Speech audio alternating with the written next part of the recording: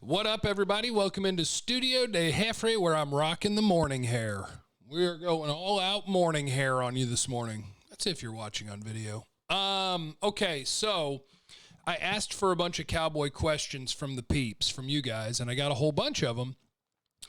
But a lot of them are along the same vein. So I am going to make the bold predictions that 5 days from now will be sure to go terribly, terribly wrong. And you can correct me in the comments at youtube.com/Jeff Cavanaugh where I screwed this up. Because a lot of them were about, will so-and-so make the team? Will so-and-so make the team? Please don't let so-and-so make the team. And so I said, you know what? Let's just slap it together. We'll slap together the 53. Correct me if I'm wrong on the way that this works, but anybody who's not going to be IR'd and get their full season salary and not be eligible to return has to make your team initially before you can start doing tricks with PUP and things like that. So guys like Reggie Robinson and Rico Dowdle, I don't have to put them on the team because they'll be on IR, they'll get their money, and we'll see them next year. So here we go. Let's have some fun, shall we? I got to get to 53. Quarterbacks, Dak Prescott and Cooper Rush. It is wild how quickly that flipped, isn't it? It was like, we love Garrett Gilbert. It's Garrett Gilbert. It's Garrett Gilbert. All through camp, it's Garrett Gilbert. It's Garrett Gilbert. Then Zach Martin stepped on his foot. He farted and fell down. Then he got stripped. And then it was like, hey, it's Cooper Rush's time. But for now, the context clues tell me Dak Prescott and Cooper Rush. And keep your eye on the waiver wire. Now, for now, I'm only going to go two running backs, Ezekiel Elliott and Tony Pollard, because I think you can take Jaquan Hardy or Knox and you waive them, you put them on the practice squad, and if one of your running backs ever got hurt, you call them up. I don't think I need more than two at the moment. Wide receiver, Amari Cooper, Michael Gallup, CeeDee Lamb, Noah Brown, Cedric Wilson, the end. We'll revisit, but for now I'm going to leave that at 5. Tight end, Blake Jarwin, Dalton Schultz, Sean McEwen, the end. Now, McEwen has a high ankle sprain from a couple of weeks ago, so you have to see what that timetable is, and maybe you could do some gymnastics after you have him make the team and bring somebody else back, but we'll start there. Offensive line, Tyron Smith, Connor Williams, Tyler Biotish, Zach Martin, Lyle Collins, Connor McGovern, Ty Secchi, Terrence Steele, Brandon Knight, and I'm going to throw Josh Ball in there because I don't believe he's on IR. So if you want to keep him, you have to keep him initially and then put him on a list somewhere. So I'll throw Josh Ball in. If I need a spot for somebody else, feel free to let him go. Defensive line, I'm going to get a little wild.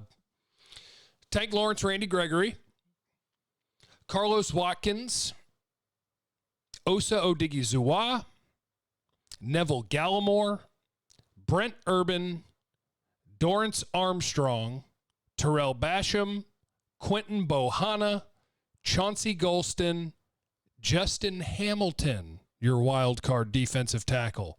I got 11 defensive linemen at the moment. I'm just trying to figure out how to keep the best-ish 53 here. I could cut Josh Ball and keep Bradley and I or Rondell Carter. We'll look at it. Linebacker, Micah Parsons, Keanu Neal, Leighton Vander Esch, Jalen Smith, Jabril Cox. The end. You got 5. Defensive backs, Anthony Brown, Jordan Lewis, Trevon Diggs, Kelvin Joseph, Nashawn Wright, Maurice Kennedy, DeMonte KZ, Malik Hooker, although keep an eye on that one, J-Ron Curse, Donovan Wilson, and then I got to go either Darian Thompson or Israel Mukuamu. Mukuamu or Thompson. Mukuamu or Thompson. Let's go Mukuamu. Let's have fun. We'll say no Darian Thompson. You keep Mukuamu. Or maybe you keep them both. And Malik Hooker, who only got to practice a little bit and play in one game and now is in COVID protocol. Maybe we keep our eye on that one. And then special teams, Zerline, Anger, Jake McQuaid, your snapper, and CJ Goodwin. So the names that I think are debatable is if you wanted to, you could not keep CJ Goodwin and find those special team snaps somewhere else, such as Darian Thompson and Mukwamu. I just can't see him keeping 6 safeties. Other name that I think is up for debate is Justin Hamilton, the defensive tackle, but he's having to play some snaps right now with Gallimore being hurt. Josh Ball, I believe, is debatable. And so if there is a name that you want to keep that isn't on this list, just picture that name being here. And the 2 running back thing is tough. I wonder if they'll carry a third one. I just don't see a guy on the roster. If they want to keep a fullback, maybe Nick Ralston. But with Siwo out, it's tough to picture who would be a third running back. You'll be watching the waiver wire for potentially a third running back. You'll be watching the waiver wire for potentially a different backup quarterback. But for now, that'll be my guess at the 53. Tell me how I did. Be nice, though. Be gentle. Seba on Twitter said, please tell me Darian Thompson won't make the roster. I can't stand the thought of him making him. What did he do to you guys? He's a special teamer and a backup safety. Rob Texas, which rookie are you most excited about on the defensive side this year? For me, it would be third-round pick Chauncey Golston, except he hadn't been able to practice because he hurt his hamstring in the conditioning test at the beginning of camp, so we haven't even seen him. It would be him. Since it's not, although I did hear he's on the cords and actually wearing a helmet now, so he's making progress working his way. I will go Oso Digizua because he's a starter right now because Neville Gallimore's out. So give me Osa. I think he's the guy with a lot of upside that's going to contribute right away. I would love for that answer to be Kelvin Joseph. I think him being good as a rookie and claiming a starting job and playing well would probably mean the most for the team. But for the moment, I will go Osa. And then ask me next year, because next year it's going to be Jabril Cox. I can't wait to see what that dude turns into. He's going to be a really good linebacker for you. That dude, Boyer, I understand the cap hit in 2021 and 2022 by cutting Jalen, but it's also another risk if he's hurt this year, as his salary for 2022 is guaranteed. In your opinion, is he on the team in 2021? And if so, what's his likely role? Yes, I believe Jalen is on the team in 2021 because you're going to keep 5 linebackers, and I don't think that there is a big need for anybody that you're going to be cutting, like Hines or Gifford or Bernard. So Jalen will be on the team. He'll play some middle linebacker on some rundowns, and when it's pass downs, it'll be Parsons and Neal, and Van Der Esch will be mixed in there.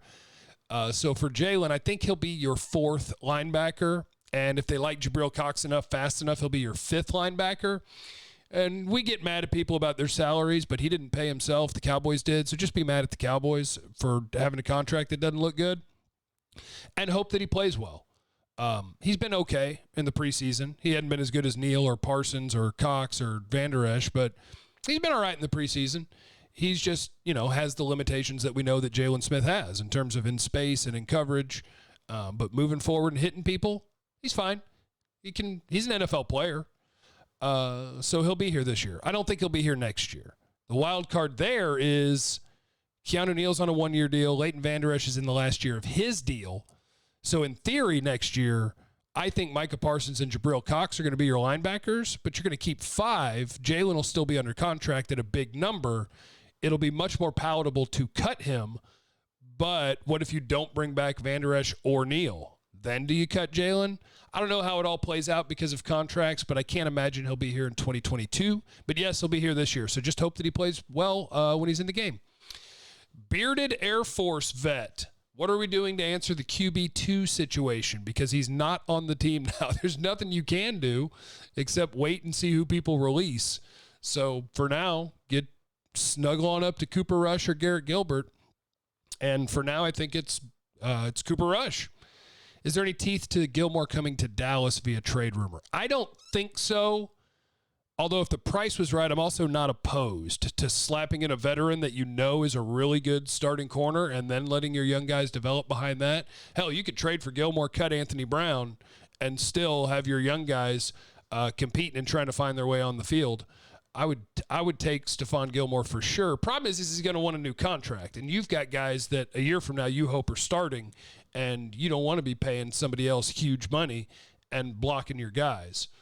Allie, who will be the starting linebackers for passing and rundowns? Pass downs, Micah Parsons and Keanu Neal. Rundowns, I think a lot of times they'll still be out there, but at times you may actually go Jalen Smith, Van Der Esch, and Parsons, and you'll be playing Parsons on the edge because they're doing a lot of putting 5 guys on the line of scrimmage.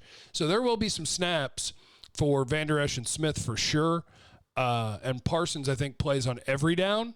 Neal is the question, how often does he come off? And when he comes off, I think it'll be mostly Van Der Esch replacing Keanu Neal. But on rundowns, you'll get some Jalen, some Van Der Esch, and some Parsons. I am the derp.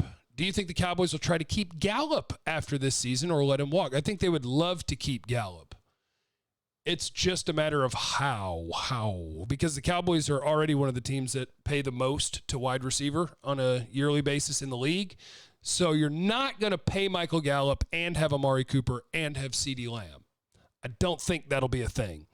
So what it'll come down to is, do you want to tag Gallup for 1 year? Franchise tag him? Because unless he has a bad year, he's going to be worth about $15 million a year. That's what Robbie Anderson just got in an extension. So if you wanted to keep him, I think you would trade Amari Cooper. And that scenario, the way that would look is CeeDee Lamb breaks out, has 1,300 yards. You feel great that he's a real number one receiver. So you want to keep Gallup really badly and save a few bucks versus Amari Cooper, and you want to trade Cooper to help your defense. That scenario could play out. Or Michael Gallup could just hit free agency, sign a big deal somewhere else. You just get a comp pick, and you cruise along with Amari Cooper and CeeDee Lamb. So how they play this year, I think, will determine that.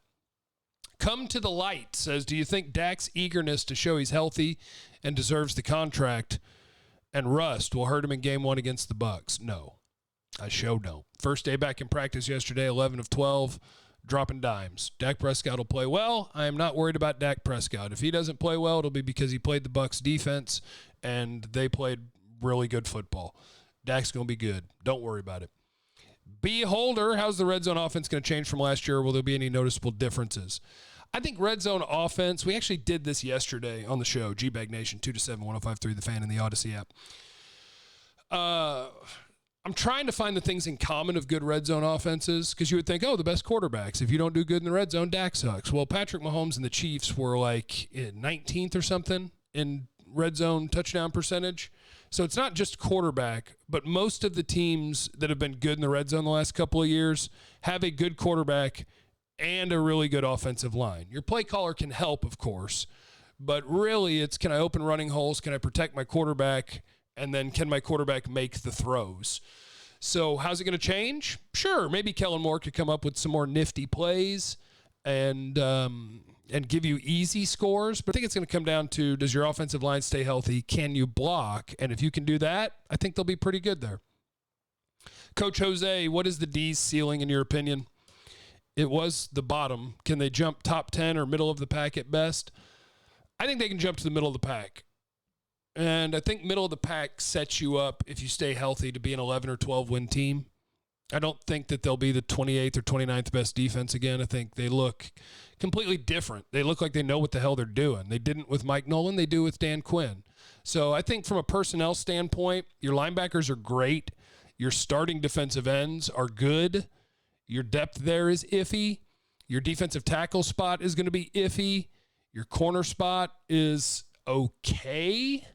And your safety spot is hopefully okay. So from a personnel standpoint, I don't think you could be a top 5, top 10 defense. But from a knowing what you're doing, playing a good, smart scheme, mixing up coverages, mixing up fronts, I think they could be middle of the pack, and that's what you want the Cowboys to do. Voodoo Child, when it comes to horse training, do you think the traditional method is still relevant? That's a great question. I'll have more on that later. Sean, which Cowboys player is most likely to throw down an uptown Saturday night and then go ball out on Sundays? Come on now, you know who that is. Ezekiel. All right. Thank you guys for your questions. I appreciate you. Tell me where I screwed up in the comments at youtube.com/Jeff Cavanaugh. Make sure you're checking 1053thefan.com every day. What a lovely website for your Cowboys content. Remember, you have no idea what anybody is going through, so be cool to everybody. I love you. Bye.